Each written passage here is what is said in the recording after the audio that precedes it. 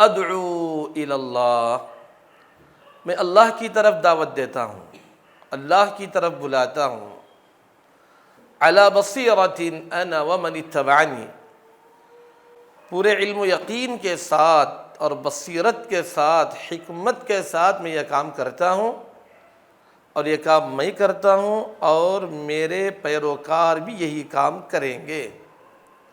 وسبحان اللہ، اور اللہ پاک ہے، وما انا من المشرکین، اور میں مشرکوں میں سے نہیں ہوں۔ اس آیت میں بنیادی طور پر دعوت دین کی جو باتیں بتائی گئی ہیں، پہلی بات تو یہ ہے کہ نبی کا یہ راستہ ہے، اور نبی کے بعد قیامت تک آنے والے سارے پیروکاروں کا یہی راستہ ہے۔ کون سا راستہ؟ ادعو الی اللہ، اللہ کی طرف دعوت دینا، اللہ کی طرف بلانا۔ اللہ رب العالمین کی طرف دعوت دینا یہ مسلمانوں میں ہوتا ہے یا غیر مسلمین میں؟ تو عام طور پر دعوت الی اللہ کی جو بات قرآن اور حدیث میں آئی ہے، اور خاص طور پر اس آیت میں دعوت الی اللہ کی جو بات بتائی گئی ہے، وہ ہے غیر مسلموں کو اللہ کی طرف بلانا، ادعو الی اللہ۔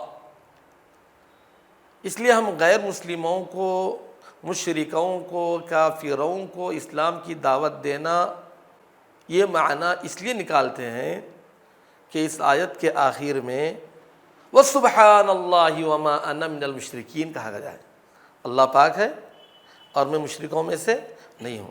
تو یہاں ہمارا مقابلہ اور ہمارا سامنا مشرکوں سے ہے کہ مشرکین کو اللہ کی طرف بلانا یہ ہے دعوت الی اللہ، جو اس آیت میں معلوم ہو رہا ہے، اور یہی میرے نبی کا راستہ ہے، اور نبی کے صحابہ کا راستہ اور ان کے طریقے پر چلنے والوں کا راستہ بھی یہی ہونا چاہیے۔ اور یہی راستہ اس صورت میں جس نبی کا ذکر کیا گیا ان کی زندگی کا خلاصہ بھی یہی ہے۔ وہ نبی ہیں حضرت یوسف علیہ السلام، کہ یوسف علیہ السلام کا مکمل قصہ بیان کیا گیا اور آخر میں آیت آئی ہے یہی میرا راستہ ہے۔ بعض مفسرین نے کہا یہ جو یوسف علیہ السلام کی زندگی ہے نا، وہی میرا راستہ ہے، اور وہ جیسے دعوت کا کام کیے وہی میرا دعوت کا کام ہے۔ اب آپ پوچھ سکتے ہیں کہ یوسف علیہ السلام آخر دعوت کا کیا کام کیے؟ تو قرآن اس کا جواب دیتا ہے، یا صاحبی السجن ارباب متفرقون خیر ام اللہ الواحد القہار۔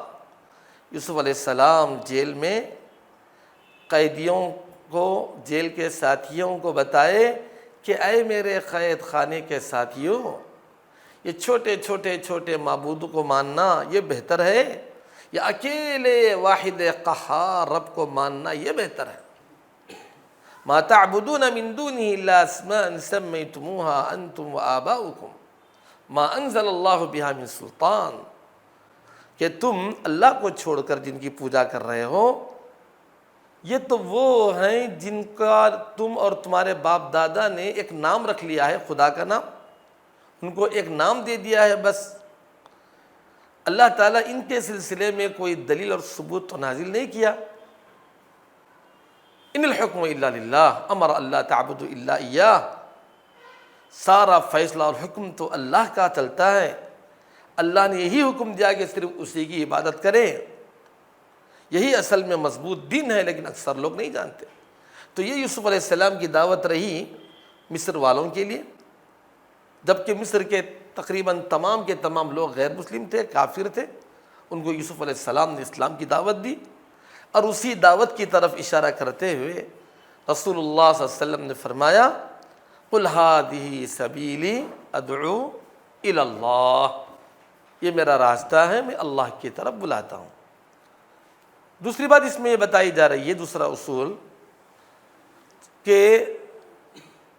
علی بصیرہ، دعوت کا کام بصیرت کی بنیاد پر ہونے چاہیے۔ بصیرت کہتے کسے ہیں؟ بصیرت کا بہترین معنی جو محمد بن صالح العثیمین رحمۃ اللہ علیہ نے بتلایا ہے، بہت ہی عمدہ معنی ہے۔ وہ معنی یہ ہے العلم قبل الدعوہ، دعوت کا کام کرنے سے پہلے اس کا علم ہونا چاہیے کہ آپ جس بات کی طرف اللہ کے بندوں کو بلا رہے ہوں پہلے خود آپ اس کو جان لو. فَاعْلَمْ أَنَّهُ لَا إِلَهَ إِلَّا اللَّهُ. پہلے لا الہ کا علم خود حاصل کرو پھر لوگوں کو دعوت دو. العلم قبل الدعوہ. پھر دوسری بات ہے، اس میں 3 باتیں ہیں. وَاللِّينُ مَعَ الدَّعْوَةِ. جب دعوت کا کام کر رہے ہو تو اس میں نرمی ہونی چاہیے، ہمدردی ہونی چاہیے، تڑپ ہونی چاہیے. جیسا کہ اللہ تعالیٰ نے فرمایا کہ فرعون جیسے ظالم کو بھی دعوت دینا ہو تو نرمی سے دعوت دو، ہو سکتا ہے کہ اس کا دل بھی نرم ہو جائے. فَقُولَا لَهُ قَوْلًا لَيِّنًا لَعَلَّهُ يَتَذَكَّرُ أَوْ يَخْشَىٰ. تو دعوت کے کام کے ساتھ نرمی ہو، اس کو کہتے ہیں بصیرت. تیسری بات ہے بصیرت میں الصبر بعد الدعوہ. جب دعوت کا کام کر چکے ہیں تو اس راہ میں آنے والے ہر مشکل پر صبر کریں اور دعوت کی راہ میں ڈٹے رہیں، جمے رہیں. فاصبر کما صبر اولو العزم من الرسل. جیسے اگلے پیغمبروں نے صبر کیا ہے ایسے تم کو راہ دعوت میں صبر کرنا ہے. تیسری جو بات اس آیت میں بتائی گئی ہے وہ یہ ہے وَسُبْحَانَ اللَّهِ وَمَا أَنَا مِنَ الْمُشْرِكِينَ، کہ یہ دعوت اللہ کا کام یہ صرف محمد الرسول اللہ صلی اللہ علیہ وسلم کا کام نہیں ہے. انا ومن اتبعنی، یہ بات بتائی گئی. انا ومن اتبعنی، کہ یہ کام میں کروں گا اور میری پیروی کرنے والے ہر ایک کو ہی کام کرنا ہے. انا میں، ومن اتبعنی، اور جو میری پیروی کرے گا. وہ پیروی کرنے والا چاہے عالم ہو، چاہے عام انسان ہو، چاہے مرد ہو، چاہے عورت ہو، چاہے جوان ہو، بوڑھا ہو، چاہے بچہ ہی کیوں نہ ہو جس کو اتباع رسول کا شعور ہو، چاہے مالدار ہو یا غریب ہو، ہر ایک کو اپنی حیثیت کے حساب سے دعوت کے کام سے جڑ جانا چاہیے، کیونکہ یہ اتباع رسول کا سب سے بڑا مظہر ہے، سب سے بڑی علامت ہے.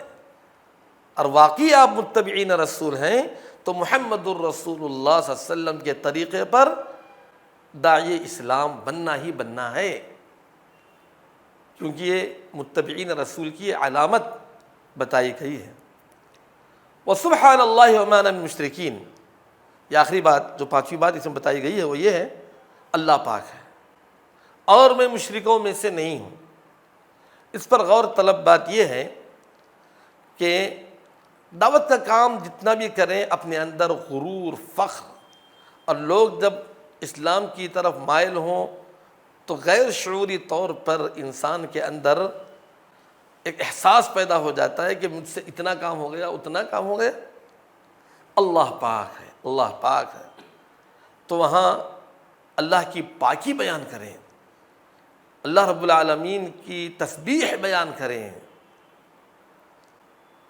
یہ اللہ کی پاکی بیان کرنا چاہیے کہ کہیں اپنے اندر ریاکاری اور گھمنڈ کا جذبہ دعوت کے راہ سے نہ آ جائے. اور دوسری بات یہ بھی ہے کہ دعوت کے کام میں جہاں اللہ کی عظمت کو بیان کریں وہاں اللہ کی تسبیح اور پاکی کو بھی بیان کریں اور لوگوں کے سامنے واضح ہو جائے کہ اسلام کیا ہے، شرک کیا ہے، مسلم کون ہے، مشرک کون ہے، واضح کر دیں. وما انا من المشرکین، اور میں مشرکوں میں سے نہیں ہوں. اس میں اس بات کی طرف ایک ہلکا سا اشارہ ہے، ایک لطیف اشارہ، یہ کہ دعوت کا کام اگر مسلسل نظر انداز کرتے ہی چلے جائیں تو اس میں اس بات کی وارننگ ہے کہ کہیں آپ دعوت کا کام چھوڑ کر مشرکوں میں شامل نہ ہو جائیں. نعوذ باللہ، ایسا ہو سکتا ہے. اس لیے دعوت کا کام کرتے رہیں اور مشرک نہ بنیں، کیونکہ ایک اور جگہ اللہ تعالی نے فرمایا وَادْعُ إِلَىٰ رَبِّكَ وَلَا تَكُونَنَّ مِنَ الْمُشْرِكِينَ. تم دعوت کا کام کرتے رہو اور مشرکوں میں سے نہ ہو جاؤ. تو پتہ چلا کہ دعوت کا کام اگر چھوڑیں گے تو سب سے بڑا جو نقصان امت کو اور ایک مسلمان کو حاصل ہوگا وہ ہے کہ کہیں وہ شرک چور دروازوں سے تمہارے دل میں، تمہارے خاندان میں، تمہاری نسلوں میں داخل نہ ہو جائے اور تم آج کے مسلمان کل کے مشرک نہ بن جاؤ۔ یہ دعوت کا کام ہی ہے جو انسان کو شرک اور کفر سے ہمیشہ بچائے رکھے گا۔ اس لیے ہم دیکھتے ہیں کہ جب تک امت مسلمہ دعوت کے فریضے کو انجام دیتی رہی اور اسلام کی دعوت کو دوسروں تک پہنچانے کا جذبہ ان کے اندر رہا، یہ توحید پر قائم تھی۔ جب سے انہوں نے دعوت توحید کو چھوڑ دیا، غیر شعوری طور پر ان کے اندر شرک داخل ہو گیا۔ دنیا کے کئی ایسے علاقے ہیں جہاں مسلمان دعوت کا کام نہ کرنے کے نتیجے میں نعوذ باللہ آج مرتد ہو چکے ہیں۔ اس لیے دعوت کا کام آخری دم تک کرتے رہنا چاہیے، ہر دور میں اس فریضے کو انجام دیتے رہنا چاہیے۔ اللہ تعالیٰ مجھے آپ کو سب کو اس فریضے کو انجام دینے کی توفیق عطا فرمائے۔ جو لوگ دعوت دین کو پہنچانے کے لیے کوششیں کرتے ہیں اور بعض لوگ یہ بھی تڑپ رکھتے ہیں الحمدللہ اپنے اندر کہ مجھے دعوت دین پہنچانا بھی چاہیے، تو دعوت دین سے مراد کیا ہے؟ یعنی دعوت دین یہ صرف یہ جو نام ہے جو دعوت دین، یعنی ایک عام انسان جو ہوتا ہے وہ دعوت دین کا مطلب کیا سمجھتا ہے کہ کیا یہ صرف عالم ہی کرنا چاہیے یا پھر میں تو ایک عام انسان ہوں؟ یعنی دعوت دین سے مراد کیا ہے؟ ہاں، یہ ایک بہت ہی اہم سوال ہے جو لوگوں کے دل و دماغ میں کھٹکتا رہتا ہے، کیونکہ جب بھی دعوتی پروگرام ہوتے ہیں لوگ اس طریقے سے سوال کرتے ہیں۔ اس کے جواب کو سمجھنا بے حد ضروری ہے، کیونکہ بہت سارے مسلمان بہت سارے خیر کے کاموں میں جڑے ہوئے ہیں دعوت دین کے حوالے سے۔ کوئی ایک مدرسہ چلا رہا ہے اور سمجھتا ہے کہ ہم بھی دعوت کا کام کر رہے ہیں، الحمدللہ اچھی بات ہے۔ کوئی ایک اسلامک اسکول کھولا ہے اور وہ بھی کہتا ہے کہ ہم بھی دعوت کے کام سے جڑے ہیں کیونکہ ہم اسلامک اسکول چلا رہے ہیں عام اسکولوں کے مقابلے میں۔ کوئی رفاہی خدمات کر رہا ہے اور یہ سمجھتا ہے کہ چلو یہ بھی ایک دعوت کا کام ہے تاکہ لوگ مسلمانوں سے متاثر ہو جائیں، سوشل سروس سے جڑا ہوا ہے۔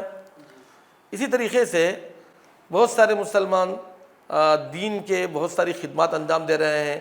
کوئی مسجدیں تعمیر کر رہا ہے، کوئی شخص بہت سارے اچھے اور نیک کاموں سے جڑا ہوا ہے۔ ہر ایک کا یہی کہنا ہے کہ ہم سب دعوت کے کام سے جڑے ہوئے ہیں، سب یہ کہتے ہیں۔ یہاں تک کہ کئی لوگ ایسے بھی ہیں جو میدان دعوت کے حوالے سے یہ کہتے ہیں کہ ہم جو بھی دین کا کام کریں، جو بھی خیر کا کام کریں، وہ سب کا سب دعوت ہے، ہر ایک کام کو دعوت ہی کہتے ہیں۔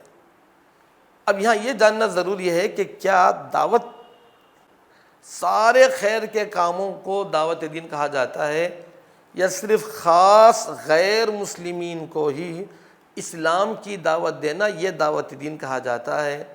یہ اصل سمجھنا ہے، شاید یہی آپ چاہتے ہیں۔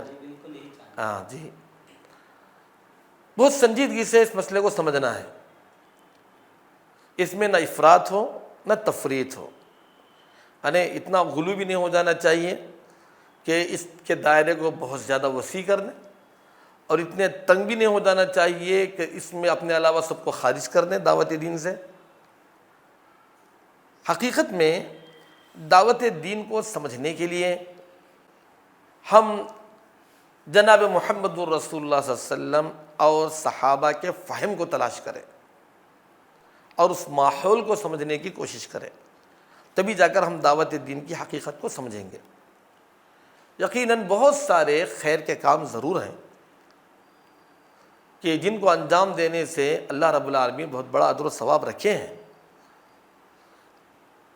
لیکن غیر مسلمین کو اسلام کی دعوت دینا، اللہ کی طرف بلانا، اسلام کی طرف بلانا، جنت کی طرف بلانا، جہنم سے نجات کی طرف بلانا، اپنے گناہوں سے مغفرت یعنی شرک اور کفر سے مغفرت طلب کرنے کی طرف بلانا، یہ دعوت دین کا سب سے اعلیٰ درجہ ہے، سب سے اونچا مقام ہے۔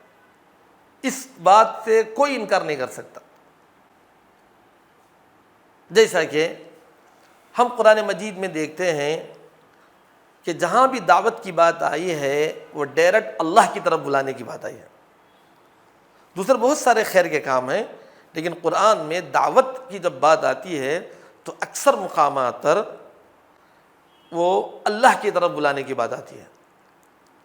جیسے ابھی ایک آیت میں آپ کے سامنے پیش کیا، قل ھذہ سبیلی ادعو الی اللہ. پھر اسی میں اور ایک آیت ذکر کیا تھا ہمیں، ودعو الی ربک، اللہ کی طرف تم بلاؤ، تمہارے رب کی طرف تم بلاؤ.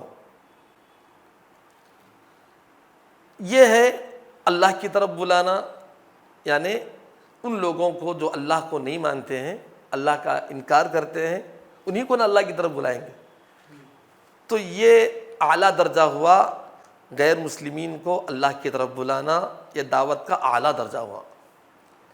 اسی طریقے سے دوسری بات، دعوت کا جو اصل عام آتا ہے کہ جہنم سے نجات کی طرف بلانا،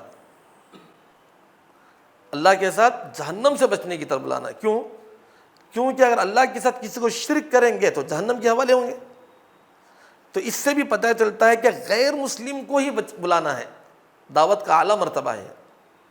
جیسا کہ وہ مؤمن آل فرعون، ایک شخص ہے فرعون کے خاندان کا، وہ موسیٰ علیہ السلام پر ایمان لا لیا اور فرعون کے دربار میں داعی بن کر کھڑا ہوا، اور ان کافروں کو جو فرعون کو خدا مانتے تھے اور اللہ کا انکار کر رہے تھے، ان کو اللہ کی طرف بلا رہا ہے. یہ اصل دعوت کا کردار ہے. جیسا کہ وہ کہتا ہے، وَيَا قَوْمِ مَا لِي أَدْعُوكُمْ إِلَى النَّجَاةِ وَتَدْعُونَنِي إِلَى النَّارِ تَدْعُونَنِي لِأَكْفُرَ بِاللَّهِ وَأُشْرِكَ بِهِ مَا لَيْسَ لِي بِهِ عِلْمٌ وَأَنَا أَدْعُوكُمْ إِلَى الْعَزِيزِ الْغَفَّارِ لَا جَرَمَ أَنَّ مَا تَدْعُونَنِي إِلَيْهِ لَيْسَ لَهُ دَعْوَةٌ فِي الدُّنْيَا وَلَا فِي الْآخِرَةِ وَأَنَّ مَرَدَّنَا إِلَى اللَّهِ وَأَنَّ الْمُسْرِفِينَ هُمْ أَصْحَابُ النَّارِ. یہاں دعوت کی بات تقریباً 3 مرتبہ آئی ہے.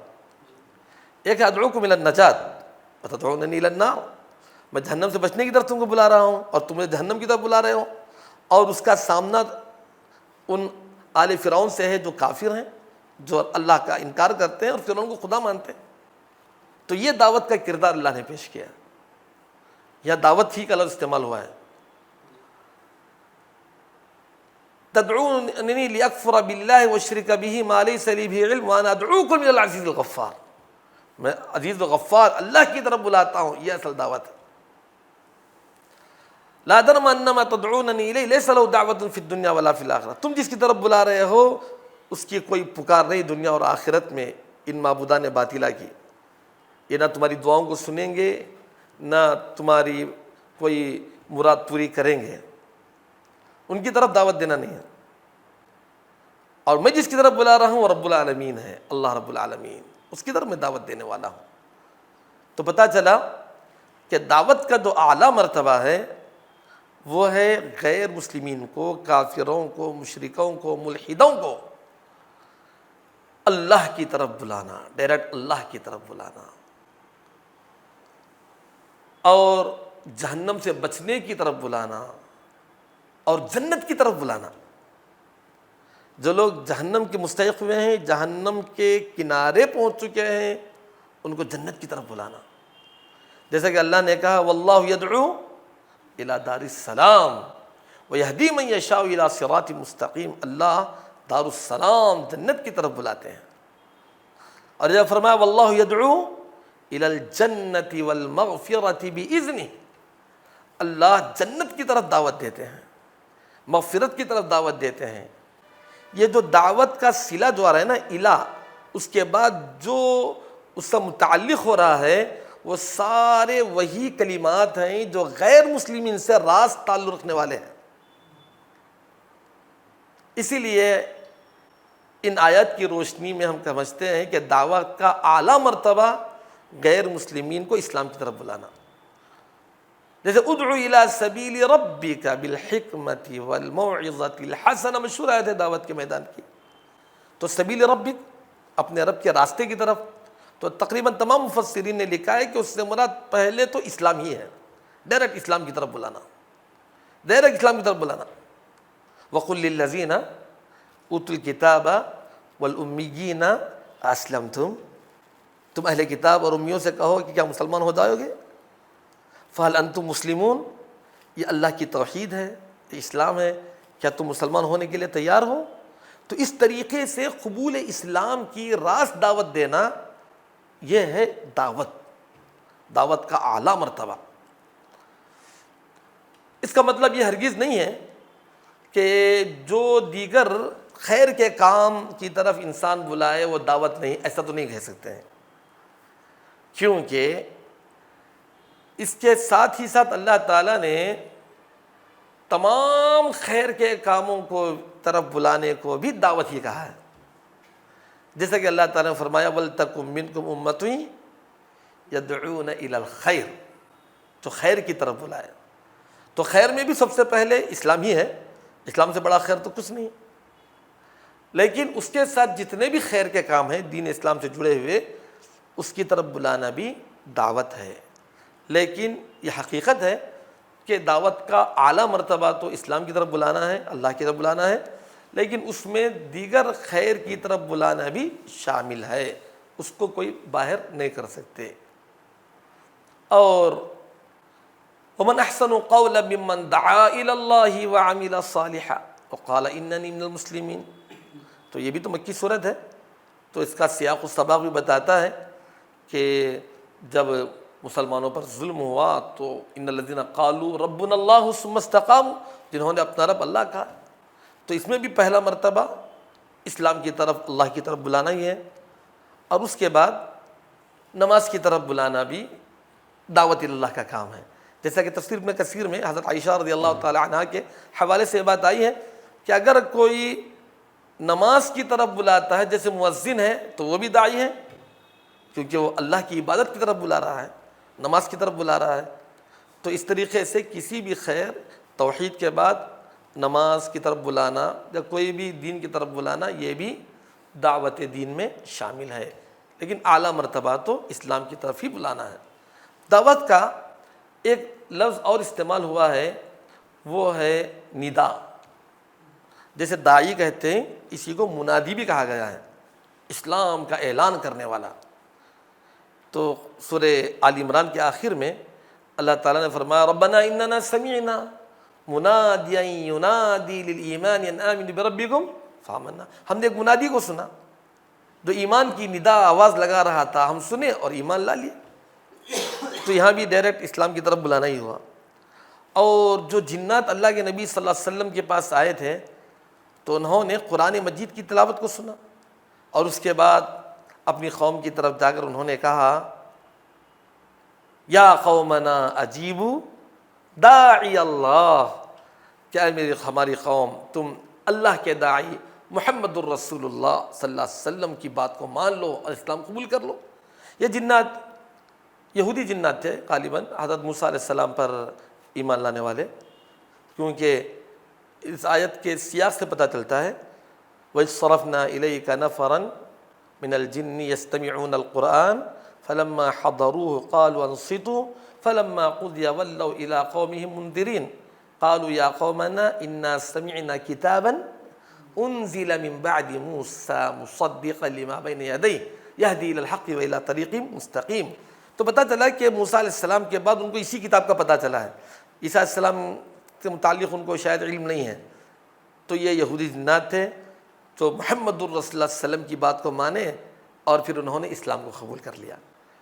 تو اسلام کی طرف دعوت دینا دعوت کا سب سے اعلیٰ مرتبہ ہے، اور امت کو چاہیے کہ جب تقاضا اسلام کی دعوت کا ہو تو سب سے زیادہ اس پر زور دیں اور اس کی طرف توجہ دیں، اور یہ کہہ کر کہ ہم بھی بہت سارے خیر کے کام کر رہے ہیں، اس لیے ہمارے دعوت دین کی، دعوت اسلام کی ذمہ داری سے ہم سبکدوش ہو گئے ہیں، ہم اپنی ذمہ داری کو ادا کر چکے ہیں دوسرے خیر کے کام کر کے، یہ کہنا یہ بچ کر نکلنے کا راستہ ہے۔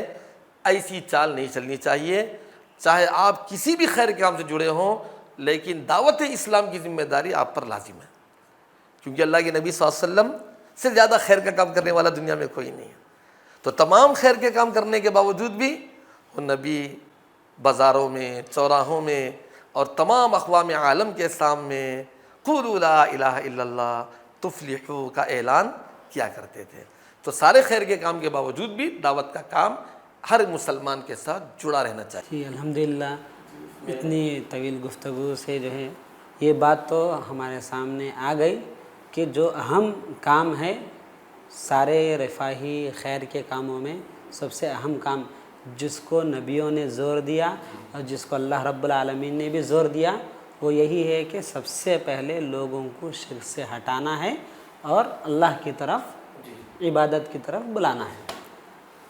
تو جب اتنی طویل گفتگو سے ہمیں یہ معلوم ہوتا ہے کہ چاہے کتنے بھی خیر کے کام کیوں نہ ہم کریں، سارے کاموں کو سامنے رکھتے ہوئے پھر بھی اللہ کی طرف بلانا ہم پر ضروری ہے۔ اگر کوئی انسان یا پھر کوئی ایسا انسان ہے جو اپنے کاموں میں مصروف ہے یا پھر دوسرے رفاہی کاموں سے جڑا ہوا ہے، اچھے کاموں سے جڑا ہوا ہے، تو کیا وہ انسان گناہ کا مرتکب ہو سکتا ہے یا پھر اس کو گناہ مل سکتا ہے کہ اگر وہ انسان یہ کام نہ کرے؟ دیکھیے، جو انسان اتنے سارے خیر کے کام کر رہا ہے، رفاہی کام کر رہا ہے، خیر کے کام کر رہا ہے، اس کو چاہیے کہ ایک اور بڑا خیر کا کام کر لے۔ جب اتنا ہی کر ہی رہا ہے، یہ سوچے کہ ایک انسان کو یہ دنیا کا پانی پلانے سے بھی جنت کی نہروں سے پلانا اور آب کوثر سے پلانا کتنا بڑا خیر کا کام ہوگا۔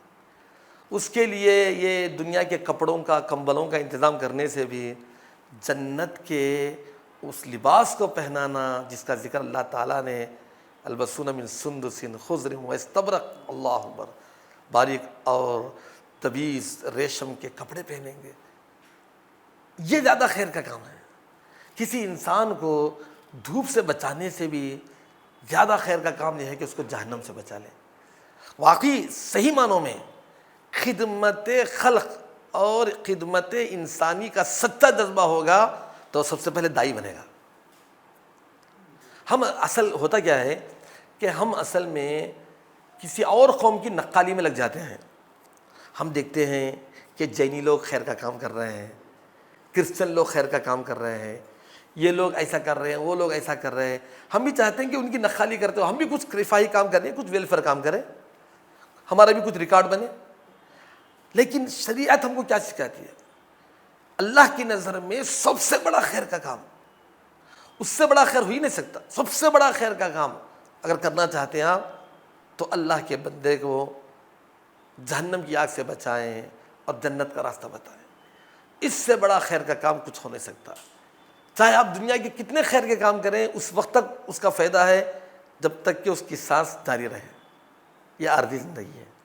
لیکن اگر آپ سب سے بڑا خیر اسلام کو آپ بتا دیں اور اس کو مان لے تو آپ جانتے ہیں کہ ہمیشہ ہمیشہ کے لیے اس کو فائدہ ہی فائدہ ہے۔ یہ تو عارضی دنیا کے لیے وہ آپ فائدہ پہنچائے، لیکن آپ ہمیشہ ہمیشہ کی دنیا کے لیے، سبحان اللہ، ہمیشہ ہمیشہ کی زندگی کے لیے، یعنی برزخی زندگی سے لے کر اخروی زندگی تک، اللہ اکبر، ہمیشہ اس کے لیے خیر ہی پہنچانے والے رہیں گے، وہ خیر ہی خیر میں رہے گا۔ تو یہ جذبہ ہمارے اندر ہونا چاہیے، سب سے پہلی بات۔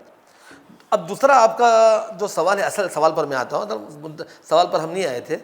سوال یہ ہے کہ کیا اگر کوئی شخص دعوت کا کام نہ کرے تو وہ گنہگار ہوگا؟ یہاں تک سوال ہے بس۔ کیونکہ اتنے سارے کام کر رہا ہے، وہ نہ کرے تو ایسا نہیں ہونا چاہیے۔ جب یہ کر رہا ہے تو وہ بھی کرنا چاہیے، بلکہ وہ زیادہ کرنا چاہیے اس کے مقابلے میں، کیونکہ اس کو خیر کام کرنے کا جذبہ ہے، اس کی پریکٹس ہے، اس کی عادت ہے، اور ماشاءاللہ وہ خیر کے کام سے جڑا ہے، تو اسلام کی دعوت دینا اس کے لیے کیا مشکل ہے۔ لیکن وہ شخص تو مسلمان تو ہے، توحید پرست ہے، ماشاءاللہ دین کی چند بنیادی باتوں پر عمل کر کے زندگی گزار لے رہا ہے، وہ دعوت اللہ کا کام نہیں کرتا ہے، تو کیا وہ گنہگار ہوگا؟ یہ اصل سوالیہ نشان ہے۔ ہاں، اس کا جواب ہم کو سوچنا چاہیے کیا ہوگا، کیونکہ ایسا نہیں کہ ہم فوراً گنہگار ہوگا یا نہیں ہوگا، ہاں یا نہ میں اس کا جواب نہیں دے سکتے ہیں ڈائریکٹ، کیونکہ قرآن اور حدیث میں جو باتیں بنیادی طور پر آئی ہیں ان پر پہلے غور کریں، اس کو پہلے سمجھیں، پھر اس کے بعد آپ ہی جواب تلاش کر لیں اس میں کہ وہ گنہگار ہوگا یا گنہگار نہیں ہوگا۔ کیونکہ کوئی ایسا فتویٰ اگر دے دے تو دوسرے دن ہی سے ہنگامہ کھڑا ہو جائے گا کہ ایک انسان موحد ہے، نمازی ہے اور 5 بنیادی ارکان پر عمل کر رہا ہے، پھر بھی آپ کہتے ہیں کہ وہ جہنم میں جائے گا، وہ گنہگار ہوگا، کیسے ہوگی وہ؟ تو یہ ایک بہت ہی نازک سوال ہے۔ تو اس میں ہم یہ سمجھنا ہے کہ ہم دعوت اللہ کا کام چھوڑ رہے ہیں تو ایسی صورت میں کیا گنہگار ہوں گے یا گنہگار نہیں ہوں گے، یہ ہم سوچ لینا چاہیے۔ اس سلسلے میں چند باتیں، چند آیتیں میں ذکر کروں گا۔ سب سے پہلی آیت، اعوذ باللہ من الشیطان الرجیم، بسم اللہ الرحمن الرحیم، ان الذین یکتمون ما انزلنا من البینات والہدی من بعد ما بیناہ للناس فی الکتاب اولئک یلعنہم اللہ ویلعنہم اللاعنون الا الذین تابوا وَأَصْلَحُوا وَبَيَّنُوا فَأُولَئِكَ أَتُوبُ عَلَيْهِمْ وَأَنَا التَّوَّابُ الرَّحِيمُ۔ یہ سورہ بقرہ کی آیت ہے، بہت ہی اہم آیت ہے اس جواب کے لیے۔ بے شک جو لوگ چھپا لیتے ہیں، کس کو چھپا لیتے ہیں؟ ما انزلنا من البینات والہدی، ان واضح دلائل کو چھپا لیتے ہیں، ان ہدایات کی باتوں کو چھپا لیتے ہیں جن کو ہم نے ما انزلنا من البینات والہدی من بعد ما بیناہ للناس فی الکتاب، جن کو ہم نے سارے انسانوں کے لیے کتاب میں نازل کیا تھا، لیکن اس کو چھپا لیتے ہیں، دوسروں تک نہیں بتاتے، سارے انسانوں تک یہ نہیں پہنچاتے، اپنے ہی حد تک رکھ لے کے بیٹھ جاتے ہیں، یا تو خود عمل کر لیں یا پھر اپنی ہی مسلم حلقوں کی حد تک اس کو رکھ کے بیٹھ گئے، الناس کو نہیں پہنچاتے۔ من بعد ما بیناہ للناس فی الکتاب، تو ہمارے پاس قرآن ہے، قرآن کے دلائل ہیں، ہدایات کی باتیں ہیں، ہم یا تو اپنے حد تک اس کو پڑھ کے رکھ لیے ہیں یا پھر اپنے ہی مسلمانوں کے حد تک اس کو پیش کرتے ہیں، جبکہ قرآن میں کیا کہا گیا؟ للناس، سارے لوگوں کے لیے ہم نے نازل کیا، نہیں بتاتے سارے لوگوں کو۔ تو دوسرے معنی میں غیر مسلمین تک اسلام کے پیغام کو نہیں پہنچاتے، تو ان کے لیے کیا وعید ہے؟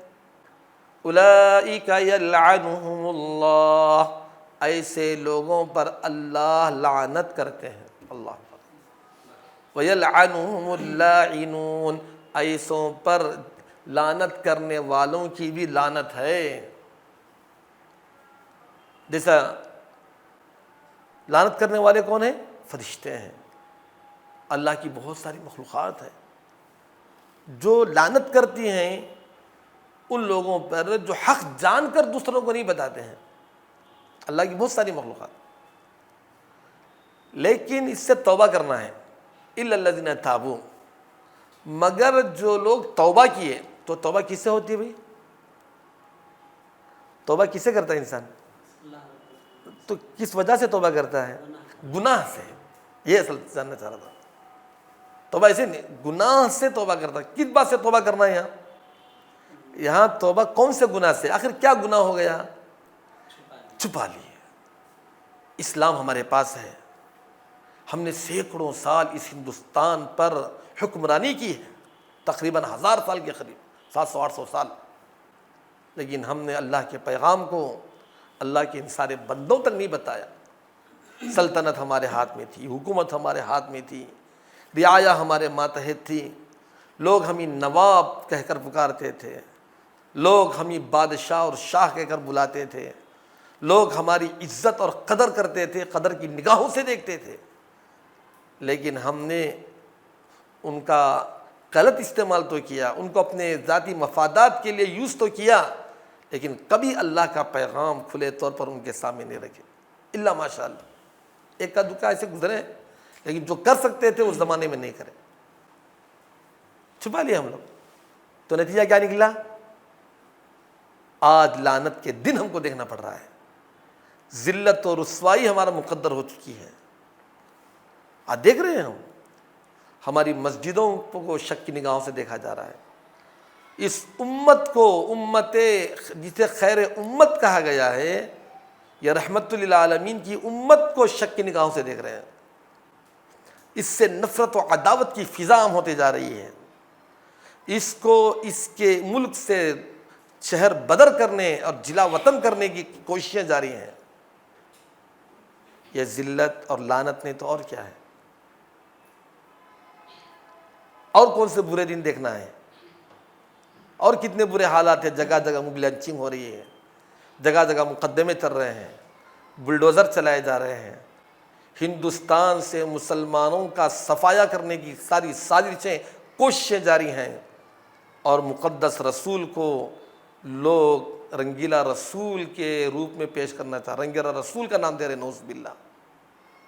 اللہ اکبر، رسول اللہ صلی اللہ علیہ وسلم کی شان میں بے حد گستاخیاں کی جا رہی ہیں، نعوذ باللہ۔ یہ سب کیا ہے؟ یہ ہمارے اس عظیم فریضے کو چھوڑنے کے نتیجے میں ہم بھی بدنام ہو رہے ہیں، اور ہمارے حوالے سے اللہ ہم سب کی مغفرت کرے، معاف کرے، ہمارے پیغمبر اسلام محمد رسول اللہ صلی اللہ علیہ وسلم کو بھی لوگ بدنام کر رہے ہیں۔ کیسے کیسے آپ کے کارٹون بناتے جا رہے ہیں، کیسی نفرت آپ کے بارے میں پھیلائی جا رہی ہے۔ اس کا ایک ہی حل ہے، اس ذلت، رسوائی اور لعنت سے بچنے کا ایک ہی راستہ ہے۔ جذباتی ہنگامی پروگراموں سے یہ مسئلہ حل ہونے والا نہیں، راستوں میں نکلنے اور روڈوں پر دھرنے کرنے سے کوئی حاصل ہونے والا نہیں۔ اس کا ایک ہی علاج ہے کہ لن يصلح آخر هذه الامة الا ما صلح به اولها۔ جیسے پہلے ہم نے دعوت کے کام کو عام کیا، اب بھی وہ کام عام کریں، انشاءاللہ اللہ لعنت اور ذلت کو ختم کر کے رحمت کی فضا قائم کر دیں گے انشاءاللہ۔ تو اس آیت میں پتہ چلا ہمارا جو استشہاد ہے، ہمارا جو بات کہنا چاہتے ہیں وہ یہ ہے کہ ترک دعوت کیا ہے؟ جو مجرم ہے، ترک دعوت جرم ہے، گناہ ہے، اسے توبہ کرنا ہے۔ یہ آیت بہت اہم ہے، اس سلسلے کی کئی اور آیتیں ہیں، لیکن سب سے پہلے یہ آیت ہے۔ ہم خاموش نہیں رہ سکتے۔ کوئی یہ نہ کہے کہ بھئی یہ تو یہودیوں کے لیے نازل ہوئی آیت ہے، آپ لا کر خامخواہ زبردستی مسلمانوں پر تھوپ رہے ہیں، ایسا کہتے ہیں لوگ، لیکن بات ایسی نہیں ہے، کیونکہ تفسیر کا یہ اصول ہے، العبرۃ بعموم اللفظ لا بخصوص السبب۔ عام جو الفاظ ہیں اسی سے عبرت حاصل کی جاتی ہے۔ ہم یہ نہیں کہنا کہ یہ آیت کا شان نزول ایسا ہے، یہ آیت کفار مکہ کے لیے، یہ آیت ابو لہب کے لیے، یہ آیت ابو جہل کے لیے، ایسے ہی قرآن کی ساری آیتوں کو بانٹتے چلے جائیں گے تو آپ کے لیے کیا رہے گا؟ آپ تو خالی ہو جائیں گے۔ ہر انسان یہ سمجھنا ہے کہ یہ آیت میرے لیے ہے، یہ آیت میرے لیے ہے، اس میں میرا تذکرہ ہے۔ لقد انزلنا الیکم کتابا فی ذکرکم، ہم نے تمہاری طرف ایسی کتاب نازل کیا اس میں تمہارا ذکر ہے، تمہارے لیے آیت ہے۔ اسی لیے حضرت ابو ہریرہ رضی اللہ تعالیٰ عنہ جلیل القدر صحابی ہیں، وہ سمجھتے تھے کہ یہ آیت ان کے لیے ہے۔ اللہ اکبر، ہاں، اسی لیے وہ کہتے تھے کہ لوگ الزام لگا رہے ہیں اکثر ابو ہریرہ بہت حدیثیں بیان کر رہے ہیں۔ انہوں نے کہا اگر قرآن مجید میں یہ آیت نہ ہوتی تو پھر میں حدیثیں اتنی زیادہ نہیں بیان کرتا۔ جو علم میرے پاس ہے مجھے بتانا ہی بتانا ہے، پھیلانا ہی پھیلانا ہے۔ حضرت عائشہ رضی اللہ تعالیٰ عنہ یہ حدیث سنائی ہے کہ من کتم شیئا، ایسے کچھ روایت ہوں گے، من سئل عن علم فکتمہ الجم یوم القیامت برجام من نار۔ اگر کسی کے پاس علم ہے اور تقاضا علم کا کہ لوگ جاننا چاہ رہے ہیں کہ اسلام ہے کیا، واٹ از اسلام، لوگوں کا سوال ہے، پیغمبر ہیں کون، لوگ حق جاننے سے پہلے باطل ان کے سامنے چلے جا رہا ہے، بعد میں ہم لوگ دفاعی کارروائی کے لیے آگے بڑھ رہے ہیں۔ یہ کتنی رسوائی، شرم کی بات ہے ہمارے لیے۔ پہلے پلین پیپر ہے دماغ، اس میں کچھ ایسی ویسی نفرت و عداوت کی لال لکیریں کھینچنے کے بعد اب ہم جا رہے ہیں کہ کچھ اس میں لکھیں، کیا لکھیں گے؟ آخر بھر گیا ہے وہ پیپر، ایسی ہماری حالت ہو گئی ہے۔ آج یہی ماحول بنا ہوا ہے پورے ہندوستان میں کہ اسلام کیا ہے، پیغمبر اسلام کون ہے، بلکہ پوری دنیا میں یہ سوال ہے، پوری دنیا میں یہ سوال ہے۔ پھر بھی ہم کیا کرتے ہیں، ہم اپنے بہت سارے دوسرے خیر کے کاموں میں مست ہیں اور دعوت کے کام کو نظر انداز کر کے بیٹھے ہیں، تو پھر اس لعنت کے مستحق ہوں گے۔ اسی طریقے سے ایک اور آیت ہے جس کو ہمارے شیخ محترم عبداللہ جولم عمری مدنی دکتور ہیں، جامعہ دارالسلام مربات کے شیخ الحدیث ہیں، میرے استاذ ہیں، وہ بارہا اس آیت کو پیش کرتے ہیں اور صحیح ان کا استدلال ہے۔ وہ کہتے ہیں کہ سورہ بقرہ کی اس آیت پر غور کریں جو پہلے پارے کی آخری آیت ہے۔ کہا کہ وَمَنْ أَظْلَمُ مِمَّنْ كَتَمَ شَهَادَةً عِنْدَهُ مِنَ اللَّهِ، اس سے بڑا ظالم آخر کون ہے، اس سے بڑا ظالم آخر کون ہے، اللہ تعالیٰ پوچھتا ہے، جس کے پاس اللہ کی توحید کی گواہی ہے، لوگوں کا تقاضا ہے کہ اس کو جانے، لیکن چھپا کے بیٹھ گیا ہے، اس سے بڑا ظالم آخر کون ہے؟ تو ایسے موقع پر دین کو چھپانا اور دین کو بیان نہ کرنا یہ بہت بڑا ظلم ہے۔ یہ دوسری آیت ہوئی، یہ ثابت کرنے کے لیے، یہ سمجھنے کے لیے کہ ترک دعوت ایک گناہ کا کام ہے، ایک جرم ہے شرعاً، دعوت کو مکمل چھوڑ دینا جرم ہے، سراسر جرم ہے، اور اس حالات میں چھوڑنا جبکہ اس کا تقاضا ہے، پھر بھی ہم خاموش تماشائی بن کے بیٹھے ہیں۔ اللہ اکبر، یہ واقعی جرم ہے، اس کو جرم سمجھنا ہے، کیونکہ اس سے بڑا ظالم کون ہے جس کے پاس توحید کی گواہی ہے مگر وہ چھپا کے بیٹھ گیا ہے۔ اللہ تعالیٰ اس کو اظلم کہا ہے۔ یہ غیر مسلمین کا جو ظلم ہم پر ہو رہا ہے وہ ظالم ہے، اور ہمارا جو ظلم ہو رہا ہے ہم کون ہیں، اظلم ہیں، تو ان سے بڑے ظالم ہم ہیں۔ وہ بھی بڑے ظالم اس وقت ہوں گے شرعاً، وہ بھی بڑے ظالم ہوں گے اس وقت ہوں گے وَمَنْ أَظْلَمُ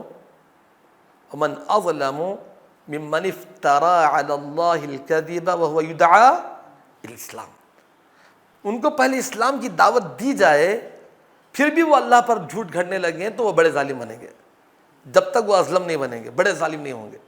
ظالم تو ہیں لیکن بڑے ظالم اس وقت ہوں گے جب وہ اسلام کی دعوت کو ٹھکرائیں۔ اللہ تعالیٰ کا صاف اعلان ہے سورہ صف میں اور سورہ کہف میں اور سورہ سجدہ میں بھی اللہ نے کہا وَمَنْ أَظْلَمُ مِمَّنْ ذُكِّرَ بِآيَاتِ رَبِّهِ فَأَعْرَضَ عَنْهَا، سب سے بڑا ظالم وہ ہے جس کو اللہ کی آیتوں سے نصیحت کی جائے پھر بھی وہ منہ موڑ لے۔ وَمَنْ أَظْلَمُ مِمَّنْ ذُكِّرَ بِآيَاتِ رَبِّهِ ثُمَّ أَعْرَضَ عَنْهَا إِنَّا مِنَ الْمُجْرِمِينَ مُنْتَقِمُونَ، اس سے بڑا ظالم کون ہے جس کو اللہ کی آیتوں کی ذریعے نصیحت کی جائے پھر بھی وہ اعراض کر لے، منہ موڑ لے، اس سے بڑا ظالم کون ہے؟ تو یہ غیر مسلم بڑے ظالم اس وقت ہوں گے جب وہ اسلام کا انکار کریں، اللہ کی آیتوں کو ٹھکرائیں، ان کو دعوت دی جائے وہ نہ مانیں تو وہ اظلم بنیں گے اور اللہ کے عذاب کے مستحق بنیں گے۔ جب تک ان کو دعوت نہ دی جائے وہ ظالم تو ہیں لیکن ان کے مقابلے میں ہم اظلم ہیں، ان سے بڑے ظالم ہیں۔ تو اس لیے مسلمانوں کو بھی چاہیے کہ دعوت کا کام جو چھوڑے بیٹھے ہیں وہ ذرا ہوش کے ناخن لیں کہ ہم کتنی بڑی ذمہ داری کو چھوڑ دیے ہیں اور کتنے بڑے جرم کا ارتکاب کر رہے ہیں۔ اللہ کی امانت ہے لیکن ہم چھوڑے بیٹھے ہیں۔ اسی لیے اللہ تعالیٰ نے کہا وَتَرَىٰ كَثِيرًا مِّنْهُمْ يُسَارِعُونَ فِي الْإِثْمِ وَالْعُدْوَانِ وَأَكْلِهِمُ السُّحْتَ لَبِئْسَ مَا كَانُوا يَعْمَلُونَ، تم ان میں کہ اکثر لوگوں کو دیکھیں گے یہ یہود کو نصارہ کو وہ سود خوری میں مبتلا ہیں، گناہ یعنی وہ شرک کر رہے ہیں، گناہ کا کام کر رہے ہیں، الاسم والعدوان، سرکشی کر رہے ہیں، مسلمانوں پر ظلم کر رہے ہیں یہود۔ لبئس ما كانوا يعملون، بہت برا کام وہ کر رہے ہیں۔ یعملون کا لفظ آیا ہے، لیکن جب دعوت کی بات آئی لولا ينهاهم الربانيون والاحبار عن قولهم الاسم واكلهم السحت لبئس ما كانوا يصنعون، کیوں نہیں روکتے ہیں اہل علم، کیوں نہیں روکتے ہیں دین جاننے والے ان کو سب سے بڑے جرم سے، کفر سے، شرک سے؟ انہوں نے وقالت اليہود عزیر ابن اللہ وقالت النصارى المسیح ابن اللہ عن قولهم الاسم، ان کے اس مجرمانہ قول سے کہ عزیر اللہ کے بیٹے ہیں اور عیسیٰ اللہ کے بیٹے، کتنا بڑا جرم ہے، پوری کائنات پریشان ہے اس سے۔ ایک مسلمان کو زبان ہے لیکن روکتا نہیں ہے، اور اہل علم کے پاس علم ہے لیکن روکتے نہیں ہیں۔ کیوں نہیں روکتے؟ لبئس ما کانوا یصنعون، کتنا برا شیوا بن گیا ہے ان کا، اللہ تعالیٰ کہتے ہیں۔ تو اللہ رب العالمین دعوت کا کام نہ کرنے والوں کے لیے اور سخت الفاظ استعمال کیا ہے۔ لبئس ما کانوا یعملون کے بالمقابل لبئس ما کانوا یصنعون اور خطرناک بات ہے، مفسرین نے یہی کہا ہے، اور خطرناک بات ہے۔ اس لیے دعوت کا کام نہ کرنا یہ بہت ہی شنیع اور بہت ہی خبیث حرکت ہے۔ لبئس ما کانوا یصنعون، ان الفاظ پر غور کریں۔ اس راہ میں سب سے پہلے تو علماء ہیں ہی، الاحبار، پھر اس کے بعد والرہبان، اولئک ربانیون والاحبار، ربانی اور احبار جو اہل علم ہیں اور جن کے پاس دین کا شعور ہے۔ ربانی کے کئی معنی آتے ہیں، تو ربانی میں وہ لوگ بھی مراد ہیں جن کے پاس علم اتنا ہے کہ جس کی وجہ سے ان کو اللہ کا تقرب حاصل ہو گیا ہے، وہ ربانی بن گئے ہیں، وہ اپنے حد تک متقی بن گئے ہیں، نیک بن گئے ہیں۔ اور احبار بڑے حبر ہیں، بڑے علم والے ہیں، تو نیک لوگ بھی اس میں شامل ہیں اور بڑے بڑے علماء بھی۔ اور جو عام مسلمان ہیں جس کے پاس اتنا علم ہے کہ جو اس سے اللہ کا تقرب اس کو حاصل ہو رہا ہے، جو نیک بن گیا ہے، نمازی بن گیا ہے، دیندار ہے، ربانی بن گیا ہے، وہ بھی اس میں شامل ہے۔ اور پہلے درجے پر علماء اس کے لیے آگے بڑھنا چاہیے دعوت کے کام کے لیے، اور عوام بھی جن کے پاس توحید کا علم ہے وہ لوگ آگے بڑھنا چاہیے۔ تو اب ایک سوال اس میں جزوی سوال یہ آتا ہے کہ اگر کوئی انسان اپنی زندگی میں بسا اوقات دعوتی کام کیا، بسا اوقات مسلسل چھوڑ ہی دیا، تو کیا وہ اپنی ذمہ داری کو ادا کر دیا؟ یعنی چند سال کر کے اس کا پھر چھوڑ دیا اپنی مصروفیت کی وجہ سے، یا پھر جو ہے ہر دن اس کو کرنا چاہیے؟ کیونکہ کئی لوگ مصروف رہتے ہیں اپنے اپنے کاموں میں، جب ان کو کرنا ہے دعوتی کام تو کس طریقے سے ان کو کرنا چاہیے، ورنہ پھر جو ہے اس کے مستحق ہو سکتے ہیں وہ گناہ کے۔ تو اس آیت سے آپ نے تو یہ واجب بتا دیا کہ ثابت کر دیا کہ ہر انسان کو، ہر مسلمان کو دعوتی کام کرنا ہی کرنا ہے۔ اگر کوئی انسان اپنی زندگی میں شروعات میں چند سال کیا یا پھر چند دن کیا، پھر اپنی زندگی میں بسا اوقات کبھی کیا کبھی نہیں کیا، یا پھر اپنی مصروفیات کو سامنے رکھتے ہوئے وہ کام انجام نہیں دیا، تو ایسے لوگوں کا حال کیا ہے؟ یعنی جو لوگ کبھی کیے کبھی چھوڑ دیے یا پھر اپنی مصروفیت کی وجہ۔ دعوت کا کام کرنے کا مطلب یہ نہیں ہے کہ زندگی میں بس ایک مرتبہ دعوت کام کریں گے تو وہ فریضہ ادا ہو جائے گا، ایسا نہیں ہے۔ ہم مسلمان ہیں تو جب تک ہم دنیا میں زندہ رہیں، جیسے دیگر خیر کے کام کرنے کی ہماری ذمہ داری ہے، ایسے دعوت کا کام کرنے کی بھی ہماری ذمہ داری ہے۔ تو یہ کسی مرحلے میں کرنا، کسی مرحلے میں چھوڑنا، یا ایک بار کر کے بس فریضہ ادا ہو گیا اب ہمیشہ کے لیے چھوڑ دینا، ایسا نہیں ہے۔ ہمیشہ یہ کام جاری رکھنا چاہیے۔ البتہ اس کام کو انجام دینے کی شکلیں اور نوعیتیں الگ الگ ہیں۔ جو انسان جو آپ میں رہتے ہیں وہی بتا رہا ہوں، ان کے لیے کیا طریقے ہو سکتے ہیں، کچھ طریقے بتائیں۔ ہاں، تو نوعیتیں الگ الگ ہیں، لیکن ہر ایک کو اس سے جڑ کر رہنا چاہیے۔ یہ کام ہر ایک مسلمان کرتے ہی رہنا چاہیے۔ دعوت کا کام کرنے کی نوعیتیں الگ الگ ہیں۔ کچھ تو ہوں گے تو اسی کے لیے خاص ہو جائیں گے، رات دن اسی میں لگے رہیں گے، جیسے اللہ نے کہا وَلْتَكُن مِّنكُمْ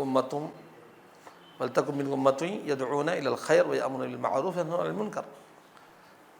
تو ایک امت ہونی چاہیے اسی کام کے لیے، اور یأمرون بالمعروف وینہون عن المنکر ہے، تو امر بالمعروف و نہی عن المنکر میں سب سے پہلے اسلام کی دعوت ہے اور شرک سے نجات کی دعوت ہے۔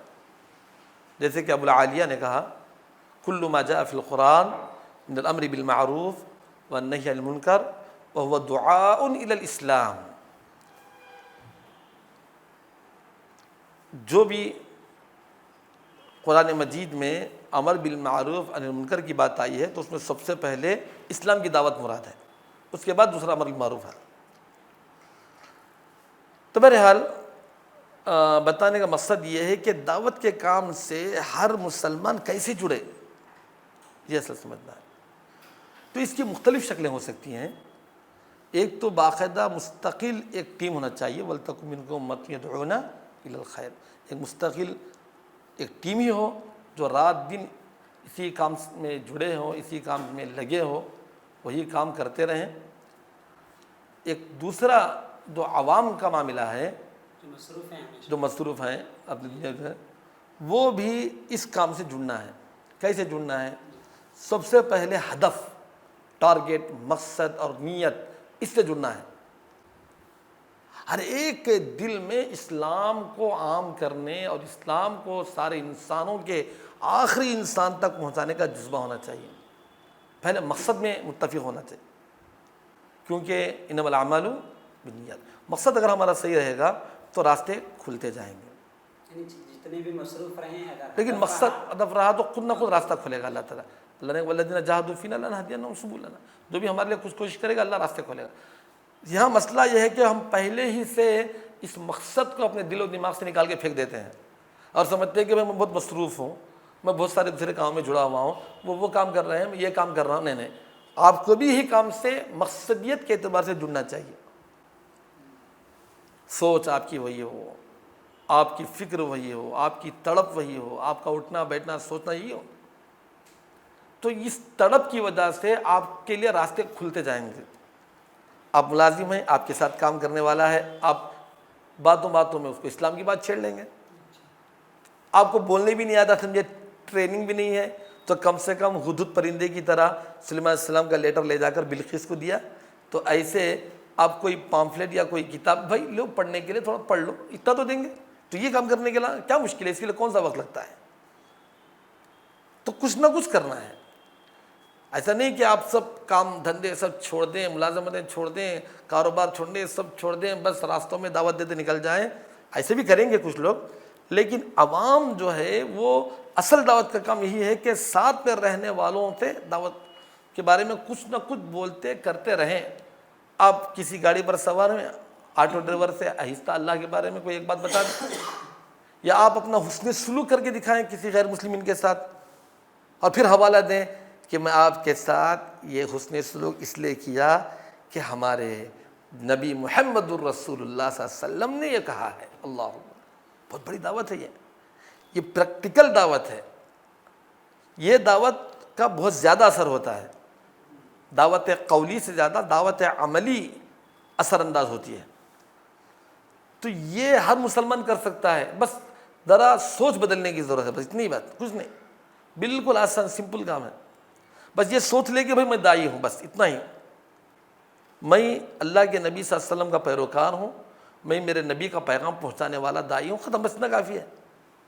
جیسے ہم نے عام طور پر کرسچنوں میں ایسی کچھ محنت دیکھی ہے، اس طریقے کا کچھ انداز ہم کرسچنوں میں دیکھا ہے کہ وہ کرسچن بن جاتا ہے تو سمجھ لیتا ہے کہ بس میری نجات ہی ہے کہ میں عیسیٰ کی، یعنی یسوع مسیح وہ کہتے ہیں کہ ان کو خدا یا خدا کا بیٹا ماننے کی دعوت کو عام کروں، یہ سمجھ لیتا ہے۔ بس وہ کوئی پروفیشنل دائی نہیں رہا ہے، تب بھی وہ اسی کو پھیلاتے رہتا، یہی بولتے رہتا، جب بھی کوئی ملتا وہ کتاب کھول کے بتاتا، حالانکہ وہ کوئی پاسٹر نہیں رہتا ہے، عام کرسچن رہتا، لیکن نیت اور جذبہ اس کا یہ پیدا ہو جاتا ہے کہ جب بھی کوئی ملے منہ کھلا فوراً کوئی نہ کوئی اپنے مذہب کی بات کہہ دیتا ہے۔ تو یہ مزاج ہونا چاہیے، پہلے دل بدلنا ہے، پہلے دماغ بدلنا ہے، پہلے ہدف بدلنا ہے، پہلے ہی طے کر لیں اگر کہ مجھے دعوت کا کام نہیں کرنا ہے تو پھر کہاں کرے گا دعوت کا کام۔ تو وہ مقصدیت کو برقرار رکھیں، مقصد سے نہ ہٹیں۔ بس ایسی دعوت کا کام ہوا ہے صحابہ میں، جو ہوا ہے عام طور پر کہ حضرت ابوبکر تاجر تھے، بڑے بڑے تاجروں کو اسلام پہنچا، اور پیارے نبی صلی اللہ علیہ وسلم کا ملاقات کرائے تو الحمدللہ وہ لوگ اسلام قبول کر لیں۔ ایسے ہی کوئی کسان تھا تو اپنے کسان ساتھیوں کو اسلام کے بارے میں بتایا، کوئی ملازم تھا تو اپنی ملازمت میں جو لوگ شریک تھے ان کو بتائیں، کوئی طالب علم ہے تو وہ اپنے ساتھ اسٹوڈنٹ کو بتائیں، کوئی کسی کا دوست ہے تو دوستی کا حق یہ نبھائے کہ اس کو اسلام کی دعوت دے. سمجھے؟ بس انسان جس میدان میں ہے اس میدان میں اسی کو دعوتی فیلڈ بنا لینا چاہیے. یہی صحیح طریقہ ہے دعوت کے کام کا، یہی صحیح طریقہ ہے. تو اس کے لیے سب سے پہلی بات مقصدیت. ہاں بولنے کی صلاحیت بھی نہیں ہے کسی کے پاس کہ بھئی ہمارے پاس اتنی تربیت نہیں ہے، اتنی ٹریننگ نہیں ہے ہم کو کہ ہم کیا بولیں کیسے بولیں. تو اس کے لیے تو خیر 3 دن کے، ہفتے کے، 15 دن کے پروگرام الحمدللہ علماء کی جانب سے رکھے جاتے ہیں. تو کبھی کبھی اس میں شریک ہو کر تربیت لے لینا چاہیے. پھر بھی بولنے کی ہمت نہیں ہے، سمجھیے بولنے نہیں آتا. یہاں تک کہ اگر کوئی مدعو ہے اس کی زبان الگ ہے اور ہماری زبان الگ ہے. جیسے ہم اردو دان ہیں تو وہ تیلگو دان ہے، ہم کو تیلگو نہیں آتی، یا کوئی اور زبان جاننے والا ہے، کم سے کم ایک پامفلیٹ پڑھنے کے لیے دے دیں بس. بھئی یہ پڑھو کیا ہے، گھر میں جا کر پڑھو، یہ آپ کی زبان میں ہے نا تیلگو میں، اس کو پڑھ لو بس. اس میں ساری باتیں لکھی ہوئی رہیں گی. یہ بہت بڑا دعوت کا کام ہے. جیسے اللہ کے نبی صلی اللہ علیہ وسلم نے بڑے بڑے جلیل القدر 3 صحابہ کو روم کے بادشاہ کی طرف بھیجا، ہاں، اور پھر فارس کے بادشاہ کی طرف بھیجا، کسرا کی طرف بھیجا، آپ صلی اللہ علیہ وسلم ایسے ایران کی طرف بھیجا. ایسا مختلف جگہ آپ صلی اللہ علیہ وسلم نے بادشاہوں کو، بحرین کی طرف بھیجا. ایسے ایک ایک بادشاہ کی طرف ایک پیغام لکھ کر بھیجا، اور وہ صحابی کیا کیا لے گئے، وہ پیغام اس تک پہنچا کے آ گئے. یہ بہت بڑا دعوت کا کام ہوا. تو ایسے پامفلیٹ پہنچا دینا، یہ کوئی کتاب پہنچا دینا، یہ کون سا بڑا کام ہے. اس کے لیے الگ سے وقت نکالنے کی ضرورت نہیں. ہمیشہ اپنے جیب میں یا اپنی تھیلی میں، بیگ میں کوئی نہ کوئی ایک کتاب یا کوئی پامفلیٹ رکھیں، جب بھی موقع ملے دے دیں. جس فیلڈ میں بھی جس فیلڈ میں بھی بزی رہے، بس اسی فیلڈ میں وہ کام کرنا، بس اسی کو دعوتی فیلڈ بنا لینا. اسی کو دعوت فیلڈ بنانا. بس وہی بہت اہم کام ہے. مقصد رہے وہ رہے. اور تیسری بات یہ ہے کہ جو دعوت کا کام کرنے والے لوگ ہیں، عوام کے لیے بتا رہا ہوں میں، ایک تو ٹیم رہے گی جو خاص اسی سے جڑے رہے گی عوام کے لیے، کہ جو دعوت کا کام کرنے والے لوگ ہیں ان سے جڑے رہیں، ان کے ایسے تعلقات میں رہیں، ان کے ساتھ رہیں، اور اس راہ میں اگر کوئی خرچ ہو تو اس میں اپنا مال لگائیں، خرچ کریں. اور اس راہ میں اگر کوئی حالات کچھ بھی آئیں تو اس کا ساتھ دینے کے لیے تیار رہیں. جو بھی مسائل ہیں ان مسائل کو حل کرنے کی کوشش کریں. تبھی جا کر یہ جذبہ زندہ رہے گا، دعوت کے کام سے جڑے رہیں گے. تو کسی داعی کا ساتھ دینا اور دعوت کے ساتھ چلنا، دعوت کے ساتھ دائیوں کے ساتھ اٹھنا بیٹھنا، یہ بھی دعوت کے کام کا ایک حصہ ہے. اس سے جذبہ زندہ رہے گا، آپ بھی آہستہ دعوت کے کام میں آگے بڑھیں گے. یہ بھی ایک کام ہے. کیونکہ وہ جو واقعہ ہے یعنی اصحاب کہف کا، انہم فتنۃ آمنوا بربہم وزدناہم ھدی وربطنا علی قلوبہم اذ قاموا فقالوا ربنا رب السماوات والارض. وہ دعات بن کر کھڑے تھے، لیکن جب یہ موقع نہیں تھا تو اللہ تعالیٰ ان کو صلا دیا، پھر بعد میں اٹھایا. تو اللہ رب العالمین نے اس کتے کی بھی تعریف کی ہے جو ان کے ساتھ رہتا تھا. قرآن مجید میں اس کا تذکرہ بھی آیا ہے، اور اس ادا کا بھی اللہ تعالیٰ نے ذکر کیا ہے اپنے کلام مقدس میں. جبکہ ہم کہتے ہیں کتا ایک گالی کے طور پر ہے، نجیس ہے، لیکن اللہ تعالیٰ نے اس جانور کا ذکر اتنے خوبصورت انداز میں قرآن مجید میں پیش کیا ہے. وَكَلْبُهُمْ بَاسِطٌ ذِرَاعَيْهِ بِالْوَصِيدِ. دیکھیے ان کا کتا نگہبان بن کر گھات میں ایسے بیٹھا ہوا ہے، پیر پھیلائے ہوئے. ان اداؤں کا اللہ تعالیٰ نے ذکر کیا ہے. اللہ اکبر. جو کتا کیا کر رہا تھا؟ ان دائیوں کی حفاظت میں لگا ہوا تھا. اس کا مقام بھی بڑھ گیا. تو اللہ رب العالمین کو دعوت کے حوالے سے ہر ادا پسند ہے، یہاں تک کہ کتے کی ادا ہی پسند آ گئی اللہ کو. اس کا ذکر اللہ تعالیٰ نے کر دیا. تو یہ معمولی کام نہیں ہے. اس لیے ہم کو چاہیے کہ دعوت کے کام سے کسی نہ کسی راستے سے جڑے رہیں. تو جب کتے کا اتنا بڑا مقام ہو گیا دائیوں کے ساتھ رہنے کی وجہ سے، تو ایک اہل ایمان، ایک مسلمان جو دائیوں کا ساتھ دے، دعات کے ساتھ رہے، دعات کی خدمت کرے، یا اس راہ کے مسائل کو حل کرے، اس کا مقام کتنا اونچا رہے گا، اللہ کے نزدیک کتنا بڑا مرتبہ رہے گا اس کا. سبحان اللہ. الحمدللہ ماشاء اللہ کئی باتیں آ گئی ہیں، لیکن ایک بات یہ ہے کہ بعض مکاتب فکر کے جو لوگ ہیں تو ان کا ماننا یہ ہے کہ جو ہمارے قریبی لوگ ہیں مسلمان، پہلے ان کو بلانا چاہیے، بعد میں غیر مسلمین کو بلانا چاہیے، کیونکہ ان کا کہنا یہ ہے کہ جب ہم غیر مسلم کو دعوت دینے کے لیے جاتے ہیں تو غیر مسلم یہ کہتا ہے کہ آپ پہلے اپنے مسلمانوں کو سدھاریے، اس کے بعد ہمیں آ کر کے بولیے۔ تو اس کا جو ہے جی عام طور پر لوگ ایسے سوال کر رہے ہیں، لیکن یہ وہی لوگ سوال کرتے ہیں جو میدان دعوت سے دور ہیں، اور شیطان ان کو دور رکھنا چاہتا ہے۔ تو یہ کوئی سوال نہیں ہے بلکہ ایک بہانہ ہے، اس کام سے دور رہنے کا ایک بہانہ ہے، سوال نہیں ہے۔ حقیقت یہ ہے جو لوگ اس فیلڈ میں ہیں وہ کبھی ایسے سوال نہیں کیے اور نہیں کریں گے، کیونکہ یہ جو تفریق ہے کہ پہلے مسلمانوں کو سدھاریں پھر بعد میں ان کو سدھاریں، اس کے لیے مثالیں بھی دیتے ہیں لوگ، اپنا گھر اندھیرا رکھ کر دوسروں کے گھر میں دیا جلانے نکلے ہوں، یہ سب مثالیں ہو سکتی ہیں آپس کے بول چال میں، لیکن شرعاً اس کی کوئی حیثیت نہیں مثالوں کی۔ چراغ تلے اندھیرا، چراغ تلے اندھیرا، کہ چراغ تو روشن ہو رہا ہے سب جگہ لیکن نیچے اندھیرا ہے، آپ خود کا گھر صحیح نہیں دوسروں کو بتانے نکلے ہوں، ایسی باتیں لوگ بولتے ہیں، اس کی کوئی حیثیت نہیں ہے۔ اسلام کی دعوت عام ہے، مسلمان اور غیر مسلم سب میں، ہم ہرگز ایسا نہیں کہتے اور نہیں کہنا چاہیے کہ آپ غیر مسلمین کو دعوت دو اور اپنے مسلمانوں کو کچھ مت بولو، یہ بالکل بیوقوفی کی بات ہوگی، غیر شرعی بات ہوگی۔ جب آپ اسلام کی دعوت سارے انسانوں کو پہنچا رہے ہیں تو کیا اپنے لوگوں کو چھوڑیں گے؟ ایک انسان جو سارے لوگوں کو کھلا رہا ہے، پلا رہا ہے، دے رہا ہے، رفاہی خدمات کر رہا ہے، اور اس کے بیوی بچے بھوکے تڑپ رہے ہوں، ایسا کیسے ہو سکتا ہے؟ یہ ایک غیر معقول بات ہے، یہ ایک بدگمانی پر مبنی باتیں ہیں، سوء ظن ہے یہ۔ ارے وہ انسان جو سارے دوسرے لوگوں کو کھلا رہا ہے وہ اپنے بیوی بچوں کو کیسے بھوکے رکھے گا؟ تو آج کیسے تصور کر سکتے کہ ایک داعی ہے جو اسلام کی دعوت کو سارے انسانوں میں عام کر رہا ہے لیکن وہ مسلمانوں کو کچھ نہیں بولتا، وہ مسلمانوں کی اصلاح نہیں کرتا، وہ گھر والوں کو اصلاح نہیں کرتا، کیسے ہو سکتا ہے ایسا؟ تو وہ یہ کام کر ہی رہا ہے، کرتا ہے، کرنا ہی چاہیے، یہ کرتے ہوئے وہ کام بھی کر رہا ہے۔ ایسا ہی ہوگا جو جتنا بڑا اونچا کام کرے گا وہ یہ سارے کام پار کرتے ہوئے ہی وہ سارے کاموں تک پہنچا بھی ہوگا اور وہ یہ کرتا بھی رہے گا۔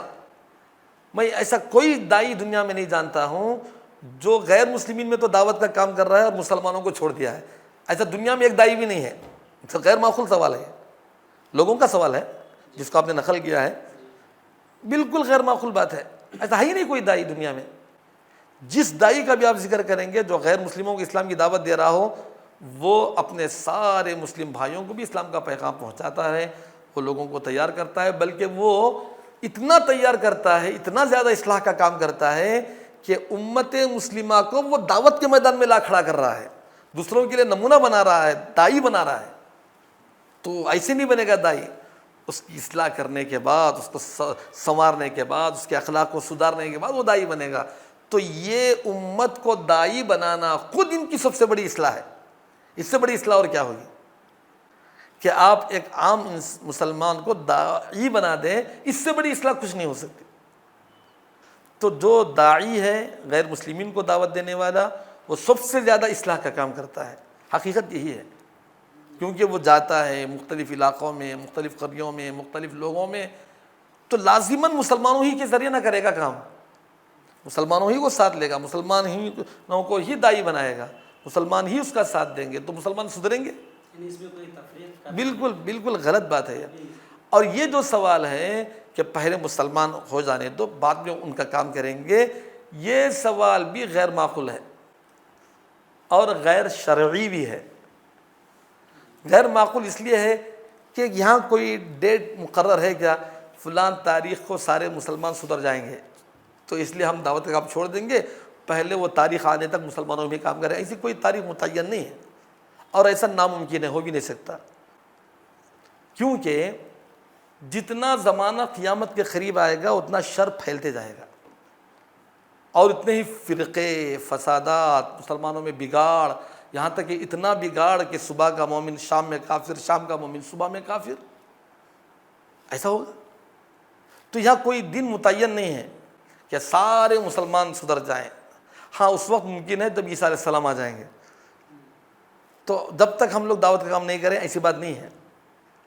تو ایسا کوئی دن متعین نہیں ہے کہ سارے مسلمان سدھر جائیں گے. اور قیامت جب آئے گی، عیسیٰ السلام جب آئیں گے تب دعوت کا کام نہیں کرنا ہے، یہ بھی سن لو.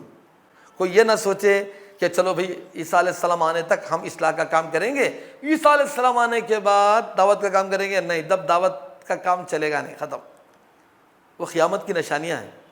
عیسیٰ علیہ السلام آئیں گے تب جتنے لوگ مسلمان ہیں، جتنے لوگ کافر ہیں ختم. عیسیٰ علیہ السلام، مہدی اور عیسیٰ علیہ السلام آئیں گے، دجال آئے گا، اس وقت پھر کوئی دعوت کا کام نہیں.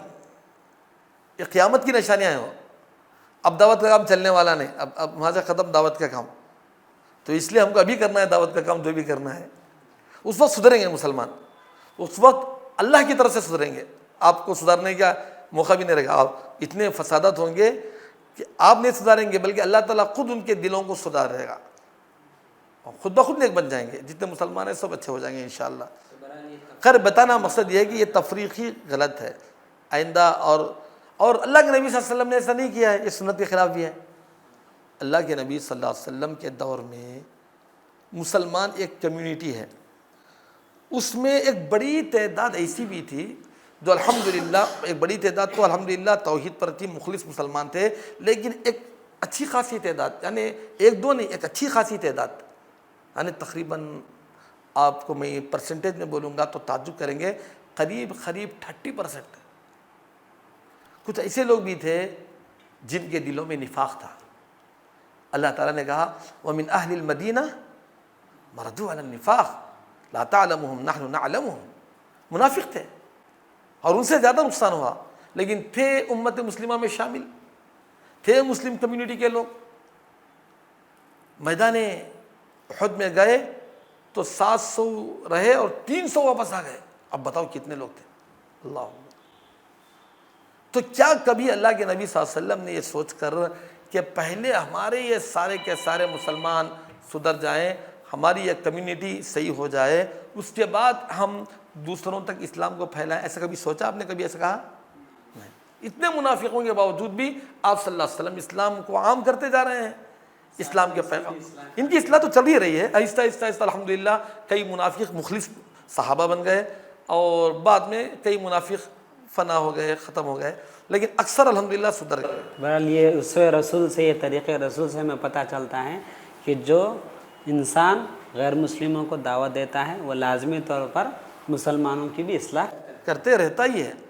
اور یہ بھی سمجھنا ہے کہ مسلمانوں کی پوری اصلاح ہونے کے بعد یہ کام شروع ہوگا، یہ سراسر غلط تصور ہے.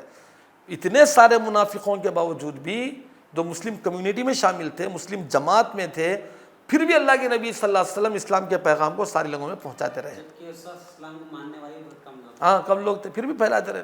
انہی کی اصلاح کر کے نہیں بیٹھ گئے، تب تک اسلام کو عام کرتے رہے. تو یہ آخری جو وضاحت آپ سے مطلوب ہے کہ اب اگر کسی غیر مسلم کو ہم جب یہ کہتے ہیں تو اس کا دعویٰ یہ ہے کہ آپ سب سے پہلے اپنے مسلمانوں کو سدھاریں، تو اس کو جواب ہم ہاں جی، اچھا سوال ہے آپ کا.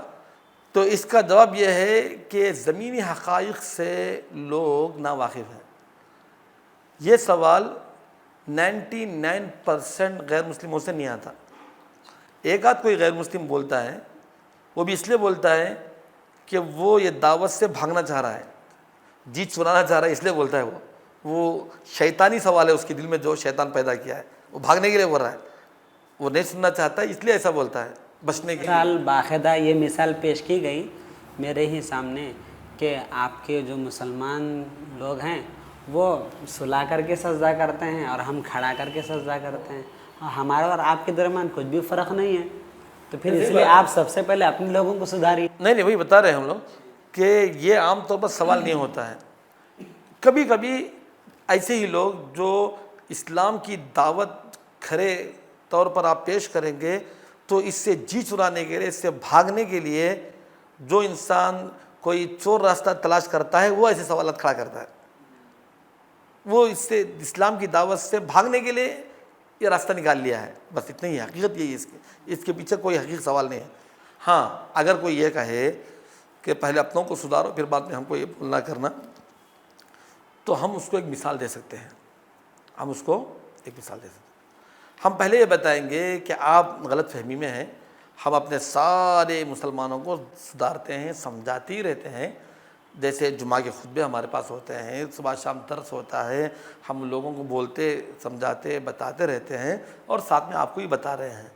اگر ہمارے محلے میں مسلمان اور غیر مسلم دونوں کے گھر جلے ہیں، آگ لگی ہے، سب کے گھر جلے ہیں، تو ہم اتنے بڑے ہمدرد ہیں کہ جہاں اپنے گھر، اپنے مسلمان بھائیوں کے گھروں کی آگ بجھاتے ہیں، وہیں ہم کیا کرتے ہیں؟ اپنے غیر مسلم بھائیوں کے گھر کی آگ بھی بجھا رہے ہیں۔ اور اس میں آپ جیسا ایک کوئی انسان ہے جو یہ بولتا ہے کہ پہلے اپنے گھر والوں کی آگ بجھا لو، وہاں آگ لگی ہے، اب تو میرے گھر کی آگ بجھانے کہاں ہے، ایسا کوئی بولے گا؟ جو اس دعوت کو سمجھے گا وہ کبھی نہیں بولے گا۔ تو ہم جہنم کی آگ آپ کے پاس جو لگنے آ رہی ہے اس کو بجھانے کے لیے آئے ہیں، تو آپ کہتے ہیں کہ جلنے دو، تو یہ کیا سوال ہے؟ سوال ہی نہیں۔ ہم وہاں بھی کر رہے ہیں الحمدللہ کا، ایسی بات نہیں کہ نہیں کر رہے ہیں، لیکن گھر جلا ہے تو ہمارا بھی جلا ہے، آپ کا بھی جلا ہے، اور ہم ہیں کہ دونوں کے گھر بجھانے آئے ہیں۔ ماشاءاللہ ماشاءاللہ، کئی چیزیں ہمارے سامنے آ گئی اس موضوع کے متعلق، اور کئی سوالات ہیں انشاءاللہ پھر کسی بیٹھک میں ہم آپ سے ذکر کریں گے انشاءاللہ، اور کچھ وضاحتیں آپ سے طلب تھے، لیکن انشاءاللہ پھر اگلی مجلس میں انشاءاللہ پھر دیکھیں گے۔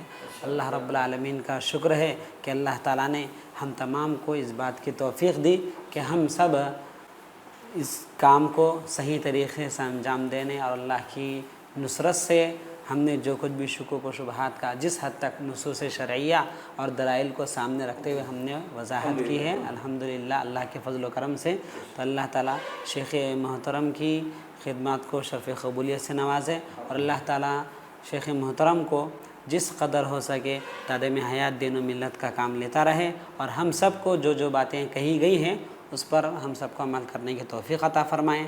آمین۔ وما علینا الا البلاغ المبین۔